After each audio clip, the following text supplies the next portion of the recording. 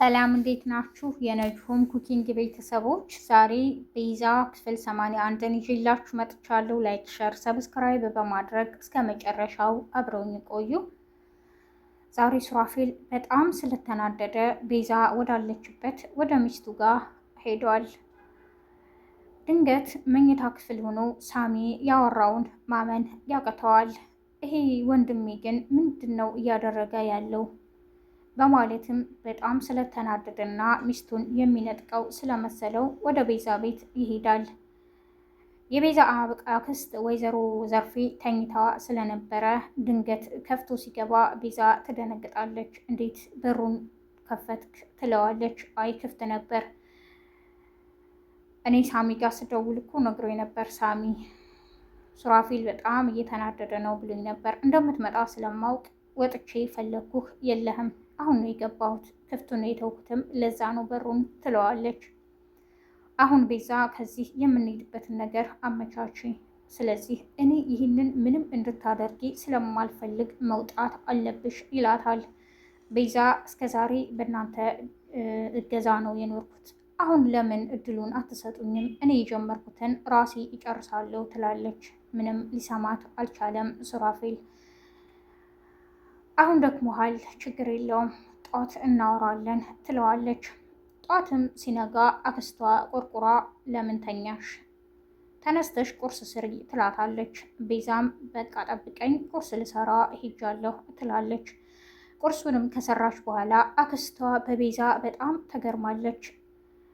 አክስቷ ሉላ እንደሆነች ነው የምታውቀው፣ ግን ሁኔታ ሁሉ እንደዛ እንዳልሆነ ውስጧ የነገራት ትመስላለች። ይች ልጅ ትናንት ሌላ ሰው ዛሬ ሌላ ሰው እንዴት ሀሳቧን ቀየረች? ምን ማድረግ ፈልጋ ነው? ለምንስ ዶክተሩን ታገቢያለሽ ስላት እሺ አለች። እስከ ዛሬ መቆየቴ እያለች ለምንድን ነው የምታሾፍብኝ? ይች ልጅ የሆነ ያሰበችው ነገር አለ ትላለች ወይዘሮ ዘርፌ። ምናልባትም ይቺ ልጅ ሉላ አይደለችም ቤዛ ብትሆንም ብላ ተጠራጥራለች። ሁለቱም እህትማማቾቹ መንታ ስለሆኑ ማንም መለየት አይችልም። ወይዘሮ ዘርፌ ግን ትንሽ ግራ ገብቷታል። ትናንት ታመሸሽ በማለትም ትጠይቃታለች። እንዴ ራት ግብዣ ከዶክተሩ ጋር ትላታለች። እንዴት ትናንት ያንን ሀሳብ እንደዛ ስታደርጊ የነበረው ለምንድን ነው? አሁን ደግሞ እንዴት እንደዚህ ልታደርጊ ቻልሽ? ትላታለች። እንዴት ባንዴ ተቀየርሽም እያለች ትጠይቃታለች። አክስቴ ምን እያልሽ ነው እንዴ? አንቺ ከመላክ ወደ ሰይጣንነት እኮ ባንዴ ነው የተቀየርሽው። እኔ ለምን ተቀየርሽ ብዬ ጠይቄሻለሁ እንዴ? እኔ እንደውም ጥሩ ነኝ ትላታለች። አሁን ስለደከመኝ ማረፍ እፈልጋለሁ በማለትም ትታት ሂዳለች። ወይዘሮ ዘርፌ አንቺ ልጅ ምን እያሰብሽ እንደሆነ አላውቅም፣ ግን እደርስበታለሁ እያለች ብቻዋን ታወራለች። ቁርሱንም አቅርባ እንብላ ስትላት እኔ እየሰራሁ በልቻለሁ ትላታለች። ምክንያቱም ባለቤቷ መኝታ ክፍል ስለሆነ ከሱ ጋር መብላት ስለፈለገች ነበር ይህንን ያለቻት።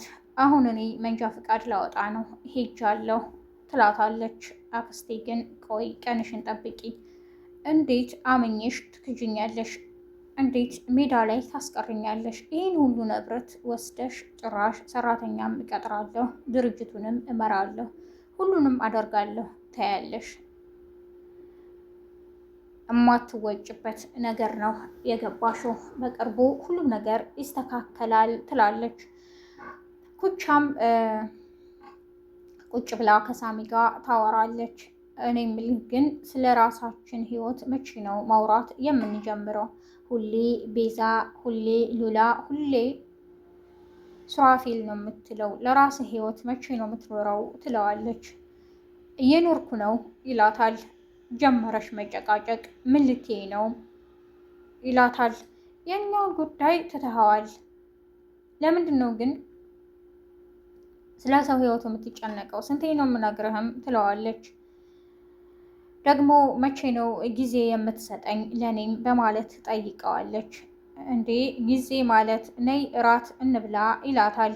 ምን ማለት ነው ይሄ ነው ጊዜ ማለት ትለዋለች። እና ደግሞ ብዙ ነገር እያሰብን ነው ልጅህን ማምጣት እንፈልጋለን። እናትህስ እስከ መቼ ድረስ እዛ ብቻቸውን ትለዋለች። ሳሚ በጣም ይስቅባታል፣ በጣምም ያሾፍባታል። እሷ በጣም ትናደዳለች። እኔ ምልህ ሽብሩ እኮ ከሳሮን ጋር ትለዋለች። ደግሞ ከሳሮን ጋር ምን ፈጠረ እሱ ሰውዬ ይላታል። እሱ ምንም አልፈጠረም፣ ፍቅር ያሸንፋል አይደል? ሰላም ተፈጥሯል። አሁን እኔ እናንተን ምንም የሚያሰጋን ጉዳይ የለም እያለችም ትነግረዋለች። ሳሮንም የማታመጣብኝ ጉድ የለም ጥሩ ነው ይላታል። አንተ ሁሌ ምልህን አትሰማም በማለት ኮቻ ተናዳ ትታው ገብታለች። እሱም የኔ ግስላ እንዲህ የምትሆኙ ለምንድን ነው? ዝም ብለሽ ነው የምትፍጨረጨሪው እያለ ይስቃል። ሱራፌል ሉላን መጥቶ ቤት በጣም ይናደዳል። ሚስቴን እንደዚህ ያረግሻት አንቺ ነሽ ይላል። በጣም ግራ ትጋባለች። ሳሮን ድንገት መታ ስለነበር እነዚህ ሰዎች ምንድን ነው የሚያወሩት? አንቺ ሉላ ነሽ ቤዛ ትላታለች። ሁለቱም መንትያዎች ስለሆኑ መለየት ስላቃታት እኔ የምላችሁ ግን የምታወሩት ምንም ሊገባኝ አልቻለምም ትላቸዋለች። ምንም አይገባሽም ይሏታል። ወይዘሮ ዘርፌ ስለሌለች ሱራፌልን በቃ አሁን መሄድ ትችላለህ ውጣ ትለዋለች ቤዛ። እኔ ከዚህ የትም አልወጣም አንቺን ሳሊዝ እስካሁን ድረስ ይህን ጉዳይ እንደዚህ አድርገሻል። እኔ ሉላ ነኝ ብለሽ፣ ስለዚህ አሁን እኔ ሚስቴን ይዤ መሄድ ነው የምፈልገው። ሉላ የጀመርሽውን ጉዳይ ራሷ ትጨርስ፣ ካልሆነ ግን ከዚህ በኋላ እኔና አንቺ ምንም አይደለንም በማለት ቁርጥ ያለውን ነገር ይነግራታል። ቤዛም ትደነግጣለች። ለምንድን ነው እንደዚህ አይነት ውሳኔ ቶሎ የምትወስነውም ትለዋለች።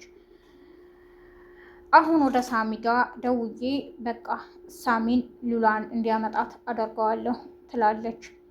ከዶክተሩ ጋር ወይዘሮ ዘርፌ ታወራለች። ጥርጣሬዋን ሁሉም ትነግረዋለች። ባለፈው እራት ግብዣ ሄዳችኋል፣ ቤትም መተህ ነበር። ነገሮች በጣም ስለተቀየሩ ፈርቻለሁ።